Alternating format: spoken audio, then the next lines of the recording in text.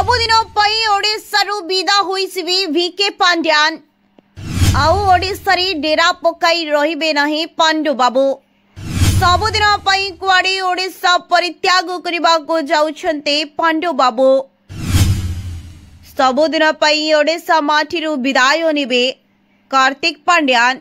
हाँ दर्शक बंधु, पुणी एबे चर्चा साउंटिलेनी वीके पांड्यान।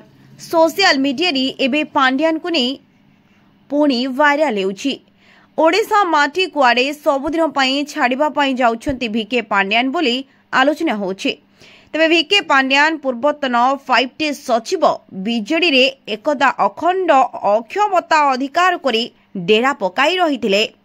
एथर आउ नुहे, अनेक समय रहीगले ओडिशा रे आउ अनेक ख्याति अर्जन करिले। एबे आउ एक नुआ ठिकाना रे निजको परिचित कराइबाकू जाउछन्ति वीके पांड्यान।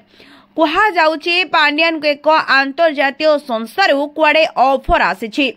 तेबे ओडिया क्याडर आईएएस अधिकारी पांड्यान 2011 मसीह नवीन पट्टनायक व्यक्तिगत सचिव भाव में सीएमओ जोग देइथिले। 2014-2019 राज्य में बीजेडी निर्वेदाता भाव में सुप्रीमो नवीन पट्टनायक को क्षमता बजाय रखिबारे से गुरुत्वपूर्ण भूमिका ग्रहण करथिले। यहाँ परे से आईएएस रु स्वेच्छाकृत अवसर में बीजेडी रे जोग देइथिले।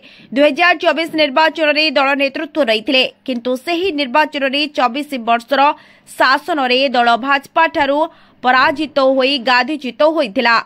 तेबे गत वर्ष जून 9 तारिख में बीजेडी निर्वाचन पराजयर दोष मुंडाई राजनीति संन्यास नहीं गले पांडु बाबू। तेबे निर्वाचन समय दलर जहाँकि पोस्टर बॉय रहितबा पांड्यान निर्वाचन पर सत्य जेमिति अज्ञातवास होई जाइथिले।